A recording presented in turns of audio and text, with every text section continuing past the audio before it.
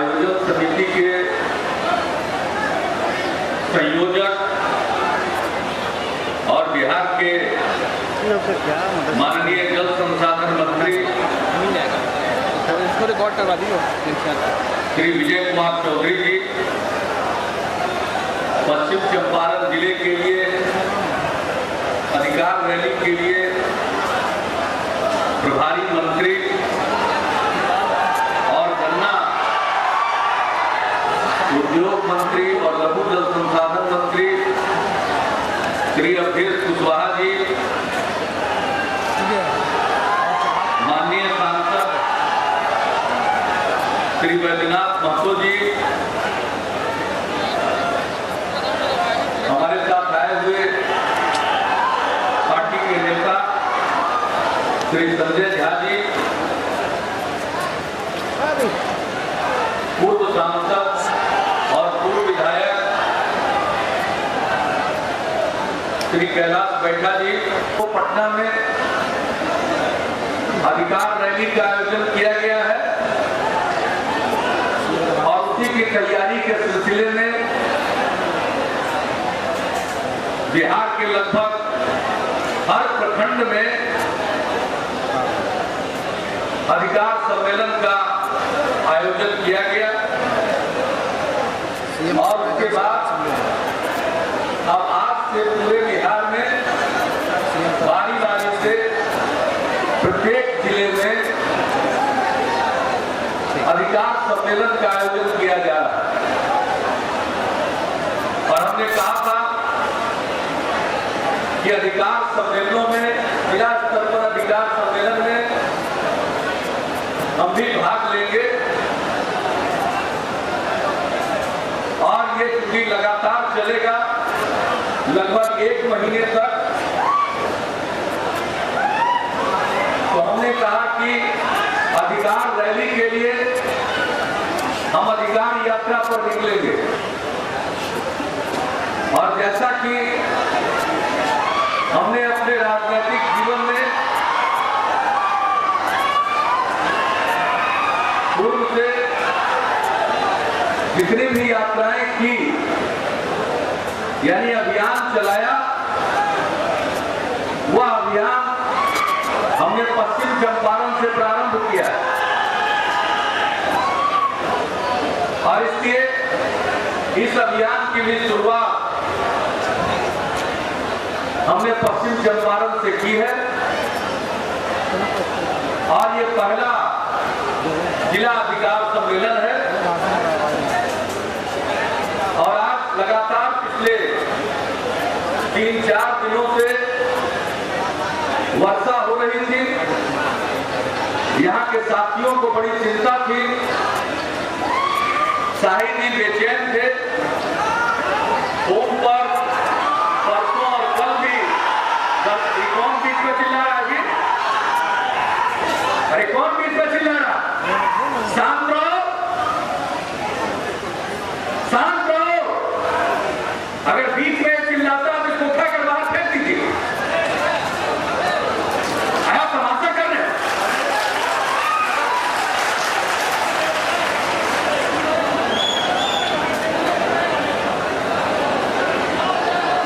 स्थिर रहो, बीच में चिल्ला रहे हैं। चल रहा पार्टी का कार्यक्रम और बीच में चिल्ला रहे हैं। कोई बात कहनी हो तो जब निकलने लगे तो इधर आकर कहना, अगर बीच में चिल्लाए तो ठीक नहीं।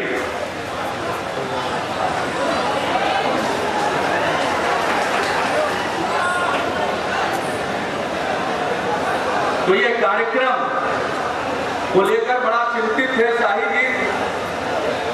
हमने इनको समझाया कि देखिए, जब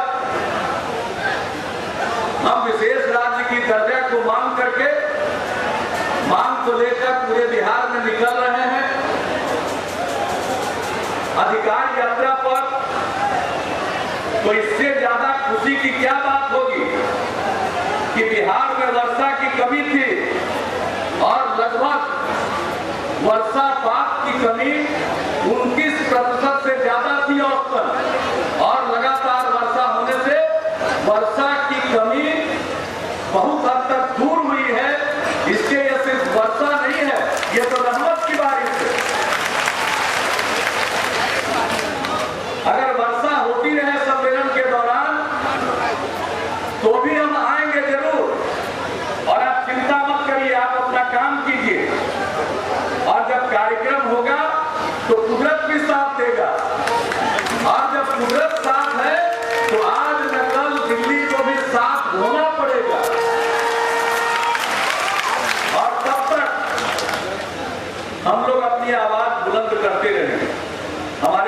साथियों ने बताया। क्या है हमारा मकसद? हम पिछले दिनों भी सरकारी यात्रा पर आए थे। सेवा यात्रा की शुरुआत यहीं से हुई थी। उस समय भी जनसभाओं में हमने कहा था, लगातार कहते रहे, बिहार को विशेष राज्य का दर्जा मिलना चाहिए। बिहार की विधानसभा में सर्वसम्मत प्रस्ताव पारित हुआ। सब पार्टी के लोगों ने यह महसूस किया 2006 में, और सर्वसम्मत प्रस्ताव पास करके केंद्र सरकार को भेजा गया। यह तय किया गया कि सर्वदलीय प्रतिनिधिमंडल प्रधानमंत्री जी से मिलेगा और मुझको ये जिम्मेवारी दी गई कि आप समय लीजिए। हमने प्रधानमंत्री जी को खत लिखा, समय मांगा, लेकिन समय नहीं मिला। विधान परिषद में भी सर्वसम्मत प्रस्ताव पारित हुआ, प्रधानमंत्री जी का समय नहीं मिला। विशेष राज्य के दर्जा की मांग को लेकर सब पार्टी के लोग मिलकर ज्ञापन देना चाहते थे, लेकिन प्रधानमंत्री जी समय नहीं निकाल पाए। दूसरे मामले में जब उनसे हम चाहते हैं तो जरूर समय मिलता है, लेकिन पता नहीं विशेष राज्य के दर्जा की मांग को लेकर हम समय मांगते रहे, नहीं मिला। अंत में हम लोगों ने तय किया कि हम इस विषय पर 1 करोड़ लोगों का हस्ताक्षर संग्रह करेंगे और वो ज्ञापन प्रधानमंत्री जी को भेजेंगे। जनता दल ने अभियान के तौर पर इसे लिया और 1 करोड़ कौन कहे, लगभग 1.25 करोड़ लोगों का हस्ताक्षर इकट्ठा किया और हस्ताक्षर का कॉपी लेकर दिल्ली की ओर प्रस्थान किए हमारे पार्टी के नेता प्रदेश अध्यक्ष वशिष्ठ नारायण सिंह जी के साथ। और यह तय था कि अगर जनता दल के शिष्टमंडल को प्रधानमंत्री जी टाइम नहीं देंगे तो ये जो 1.25 करोड़ हस्ताक्षर है उसको जिल्द में बढ़वा करके गाड़ी में रख करके पूरा बिहार लगातार घुमाते रहेंगे। तब प्रधानमंत्री जी को पता नहीं कहां से सूचना थी कि नहीं मिलेंगे तो और गड़बड़ होगा, तो उन्होंने जनता दल के शिष्टमंडल को समय दे दिया, मिल लिए। हम लोगों को लगा कि चलो अब खुद को बात शुरू होगी। उन्होंने कहा कि हम सब विभाग का लेकर के एक हम कमेटी बना देते हैं, वो इस ज्ञापन की जांच करेगा जो हम लोगों ने दिया था। सारा अपने मांग के औचित्य पर प्रकाश डालते हुए, सब तर्क देते हुए, तथ्य देते हुए, कैसे बिहार पिछड़ा है, पिछड़ापन कैसे दूर होगा और क्यों हमको विशेष राज्य का दर्जा मिलना चाहिए। लेकिन अंतर मंत्रालय समूह बना, लेकिन कुछ दिनों के बाद उनकी रिपोर्ट आई, ये बाहर उसको जारी नहीं कर रहे थे। हम लोगों ने सूचना के अधिकार के तहत जानकारी ली। हमारे पार्टी के एक सांसद एनके सिंह ने ये जानकारी ली। पता चला कि रिपोर्ट जमा हो चुका और जब रिपोर्ट देखा तो पता चला कि उन लोगों ने हम लोगों की मांग को नामंजूर कर दिया। कहा कि बिहार पिछड़ा, प्रति व्यक्ति आय के मामले में, प्रति व्यक्ति निवेश के मामले में, बुनियादी ढांचा के मामले में, मानव विकास के मामले में राष्ट्रीय औसत से नीचे। लेकिन विशेष राज्य के मांग को उन्होंने अमान्य कर दिया। तब हमने अपने सेवा यात्रा के दौरान कहा था कि हम प्रधानमंत्री जी से मांग करते हैं कि अधिकारियों की नहीं, विशेषज्ञों की समिति बनाएं और हमारी जो बात है वो गौर करें। विशेष राज्य की दर्जा प्राप्त जो राज्य है और जो उसके लिए मापदंड बनाया गया उसमें से अधिकांश मापदंड पर हम खरे उतरते हैं, लेकिन पर्वतीय इलाका हमारा नहीं है, हमारी आबादी कम नहीं है, लेकिन उसके ठीक उल्टा हमारी आबादी बहुत ज्यादा और हर साल लगभग उत्तर बिहार बाढ़ से तबाह होता, रास्ते टूट जाते, जो भी हम बुनियादी ढांचा खड़ा करते हैं उसका एक बड़ा हिस्सा वक्त हो जाता है। तो भले ही हम पर्वतीय राज्य नहीं है, लेकिन हम इस प्रकार ऐसी जगह पर बसे हुए हैं कि हिमालय से निकलने वाली सभी नदियां नेपाल से आते हुए हमारे यहाँ साल दर साल तबाही मचाती है। तो क्या इसके कारण जो पिछड़ापन पैदा हुआ है इसको दूर करने का उपाय नहीं होना चाहिए? तो हमने कहा विशेषज्ञ की समिति बनाइए, जो मापदंड है उसको बदलिए, उसके पीछे भावना है गरीब राज्यों की मदद करके आगे बढ़ाना। हम कई मामलों में जिन राज्यों को विशेष राज्य का दर्जा मिला है उससे काफी पीछे है। मतलब प्रति व्यक्ति आमदनी के हिसाब से, प्रति व्यक्ति पूंजी निवेश के हिसाब से, कई मामलों में तो बुनियादी ढांचा के मामले में भी, कुछ मामलों में तो मानव विकास के जो सूचकांक हैं उसके मामले में भी हम पीछे हैं। तो वैसी स्थिति में अगर पिछड़ापन को दूर करना है तो उसके लिए मापदंड नया बनाइए और सिर्फ पर्वतीय राज्य नहीं बल्कि जो समतल राज्य हैं और जो पिछड़े हैं, बाढ़ से तबाह होते हैं, परंपरागत तौर पर जिनकी उपेक्षा की गई है, हमारी उपेक्षा हुई। खान खदान उस समय बिहार झारखंड एक था, बिहार में थे, यहां पर उद्योग धंधे लगते, लेकिन उन्होंने एक ऐसी नीति बना दी कि यहाँ का कच्चा माल बाहर जाएगा तो जो भाड़ा लगेगा उस भाड़ा में सरकार, केंद्र सरकार सहायता देगी, भाड़ा समानीकरण नीति। नतीजा हुआ कि जो उद्योग यहाँ लगते पुराने बिहार में वो दूसरी जगहों पर लगे। तो बिहार में जो कुछ था उस समय भी उपेक्षा, नतीजा हुआ कि बिहार पिछड़ता चला गया और आज हम वहां पहुंचे हैं। भले ही विशेष राज्य के दर्जा की मांग को नकार दिया अंतर मंत्रालय समूह ने, लेकिन हमारे पिछड़ेपन की स्थिति को स्वीकार किया। तो क्या हम पिछड़े हैं तो हमको आगे बढ़ने का मौका नहीं मिलेगा? इसलिए हमारी मांग, उसके मापदंड को बदलिए, विशेषज्ञ की समिति बनाइए।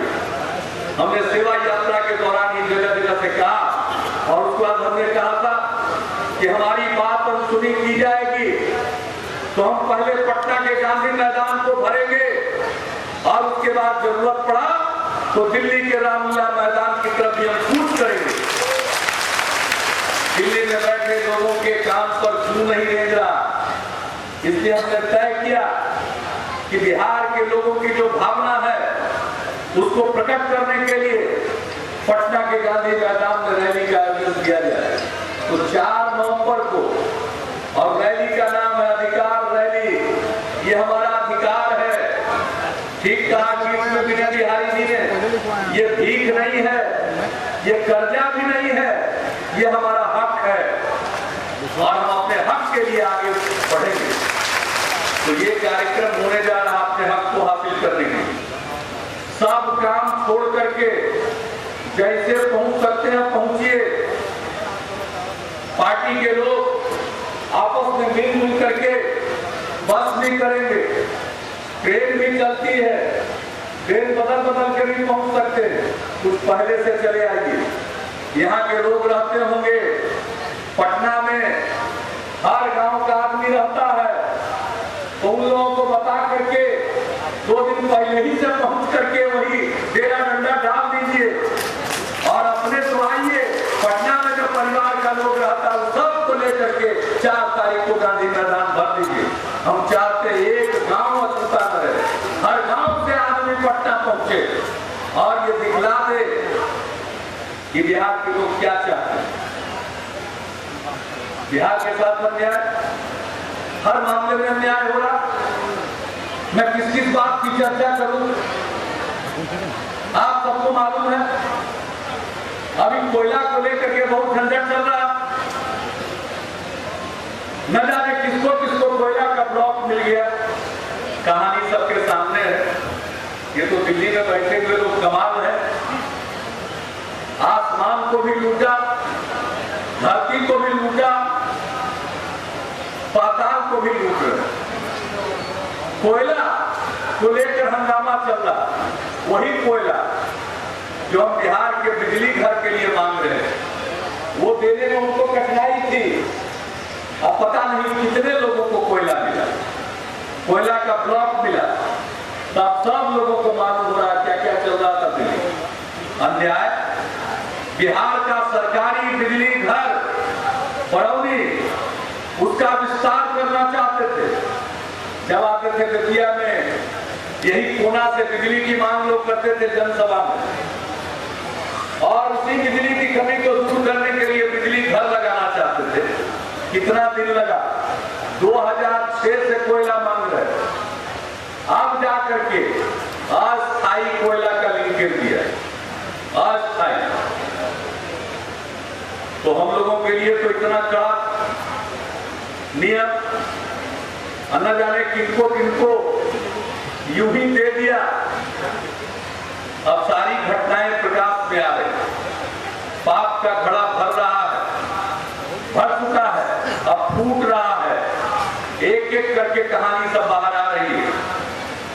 तो बहनों और भाइयों, सिर्फ एक नहीं, सड़क में हम सड़क बना रहे हैं। तो जो भारत सरकार की सड़क है राष्ट्रीय उच्च पथ, वो खराब। हम लोग कह रहे थे कि भाई आप सड़क को ठीक कर दीजिए। आपकी सड़क है, हम राज्य की सड़क को ठीक कर रहे हैं, और जो मुख्य सड़क है वो खराब रहे तो कैसे काम चलेगा? वो नहीं माने। हमने कहा सड़क की मरम्मत कर दीजिए। जो पैसा चाहिए नहीं देते थे। हम लोगों ने कहा कि भाई आप नहीं दे रहे हैं तो हम पैसा लगा रहे हैं, आप दे दीजिएगा। अब 1000 करोड़ रुपया भारत सरकार के राष्ट्रीय उच्च पथ पर हमने लगा दिया। गरीब राज्य के खजाने का पैसा अब मांग रहे हैं। सड़क आपकी है, बना दिया हमने, पैसा लगा दिया, पैसा दीजिए। तो नहीं देते, नहीं देते। तो एक अन्याय नहीं, कदम कदम पर बिहार के साथ अन्याय हुआ। अब हम अन्याय नहीं बर्दाश्त करेंगे।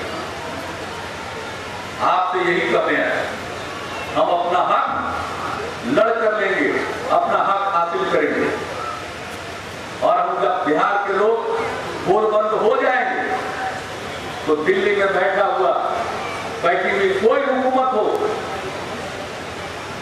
बिहार को नजरअंदाज नहीं कर सकती। और एक बात मैं जानता हूं, अब तो दिल्ली की हालत कैसी है आप सब लोग देख रहे हैं। ममता जी का भी ऐलान हो गया, डीजल का दाम बढ़ गया, खुदरा व्यापार में विदेशी पूंजी आ रही है। अरे विदेशी पूंजी लाना था तो सड़क में लाते, बड़े बड़े पुलों के निर्माण में लाते, बिजली घर में लाते, आधारभूत ढांचा में लाते, बड़ा बड़ा पोर्ट बनता है पत्थर में लाते, बंदरगाह बनाने के लिए लाते। ला रहे खुदरा व्यापार। खुदरा व्यापार में नया पैसा की क्या जरूरत है? हमारे व्यापारी तो अपना पैसा लगा के कारोबार कर रहे हैं, तो उनको उनके कारोबार को उजाड़ दो, अब बड़ा बड़ा दुकान लगा दो, लोग बेरोजगार हो जाएंगे, कुछ लोग मालामाल हो जाएंगे। विदेशी पूंजी आनी चाहिए बुनियादी ढांचा में, जो कि यहीं रह जाए। और पूरा व्यापार में विदेशी पूंजी आएगी तो हमारे बाजार पर वो कब्जा करेंगे। आपकी गाड़ी कमाई का पैसा जो सब कोई सामान खरीदते खरीदते हैं, उसके जरिए उस पैसा को लेकर अपने देश पे चले जाएंगे। हमारे प्रधानमंत्री जी बहुत बड़े अर्थशास्त्री, विदेशी पूंजी आ रही है या हमारे यहाँ का पैसा तो लेकर अपने देश जाएंगे, यह अर्थशास्त्र मेरी समझ में नहीं आ रहा। अगर सड़क में, बंदरगाह में, बिजली घर में पैसा आए तो वो तो यहीं रहेगा, लेकिन इस क्षेत्र में लगा हुआ पैसा यहाँ के कारोबार को समाप्त कर देगा, कारोबारियों को उजाड़ देगा, किसान को गुलाम बना देगा और यहाँ का पैसा लेकर चला जाएगा। तो यही सब काम दिल्ली में हो रहा। तो स्थिति बड़ी नाजुक है, लेकिन जुगाड़ में बहादुर है। मुझको तो लग रहा है कि कहीं ना कहीं जुगाड़ करके 1.5 साल तक चलाते रह जाएंगे, लेकिन फर्क नहीं पड़ता। जितना दिन और चलेंगे उतना ही इनकी दुर्दशा अगले चुनाव में और होगी। तो अब उनकी हालत खराब है। नारा देते हैं समावेशी विकास करना चाहते हैं। 12वीं योजना को अंतिम रूप दिया जा रहा, सब लोग सुनिएगा। कैसा समावेशी विकास है? 10.5 करोड़ की आबादी बिहार की, यहाँ का आदमी पिछड़ा रहेगा तो कैसा विकास होगा? विकास के जो चाकू बन रहे हैं, पूरे देश का समावेशी विकास नहीं हो रहा। हम तो चाहते हैं हमारे यहाँ भी पूंजी लगे। हम क्यों मांगते हैं विशेष राज्य का दर्जा?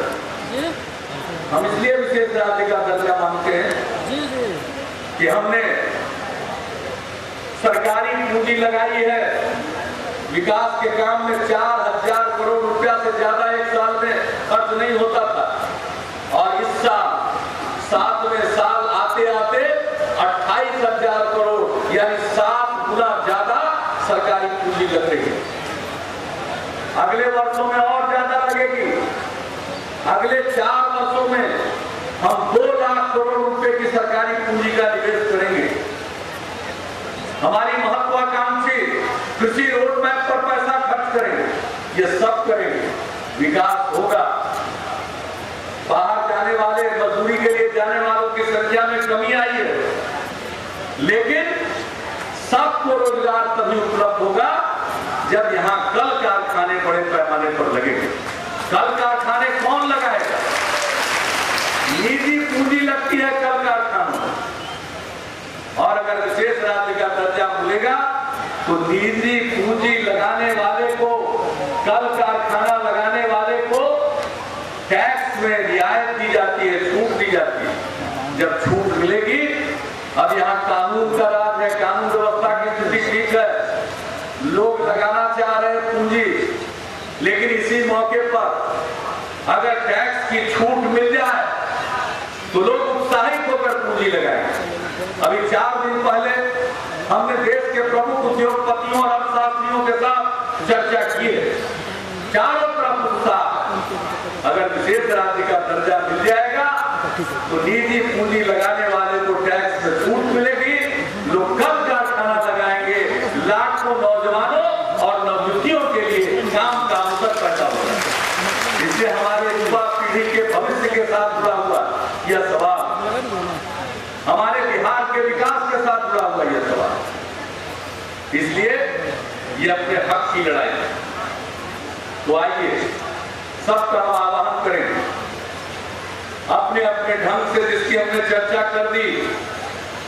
अगर चाह है तो राह बनती। लोग जाते हैं मेला में, कौन गाड़ी का प्रबंध करता है? कोई नहीं करता। मेला में लोग पहुंच जाते हैं। जाते हैं लोग बाबा धाम जल चढ़ाने के लिए, कौन गाड़ी का प्रबंध करता है? लोग पहुंच जाते हैं। जाना होता उर्स में, बाजार पर, कौन गाड़ी का प्रबंध करता है? लोग लेकिन पहुंच जाते हैं। अगर हौसला हो, जाने की इच्छा हो तो लोग पहुंचते हैं। गांधी मैदान पटना में देखते हैं, दशहरा के दिन रावण का वध होता, पुतला जलता। अपने मन के अंदर के रावण को लोग नहीं निकालते, लेकिन रावण का पुतला जलाते हैं। रावण का पुतला जलता है, उसको देखने के लिए 1.5 लाख 2 लाख आदमी आता है। अब जगह पुतला जलाता है? कौन ले जाता है? कौन गाड़ी का प्रबंध करता है?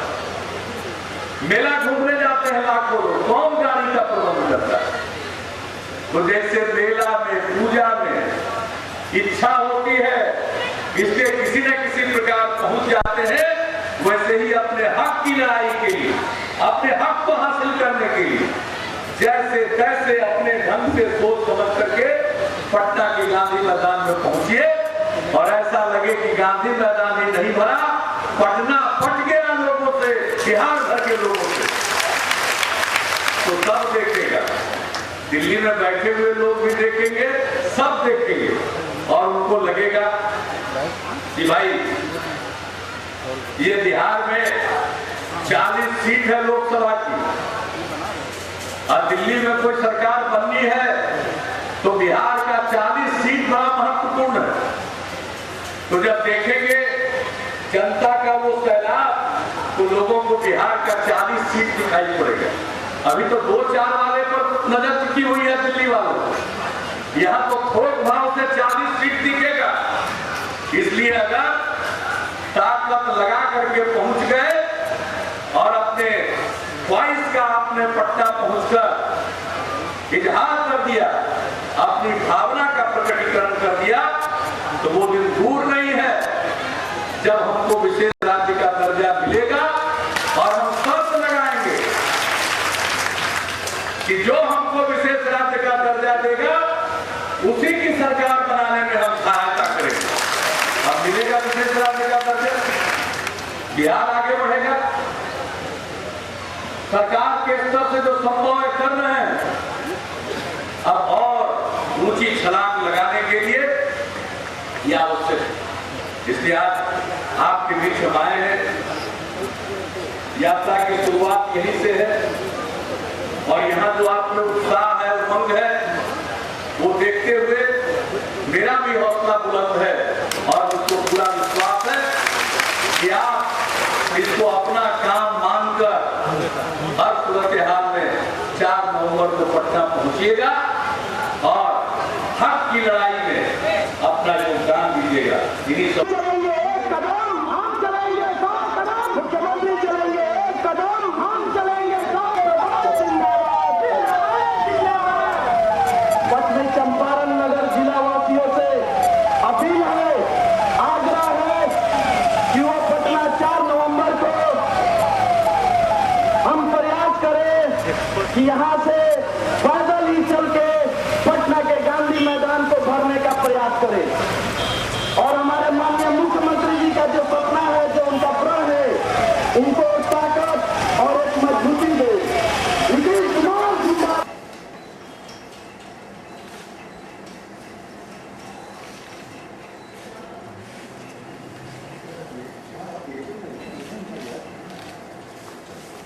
Thank you.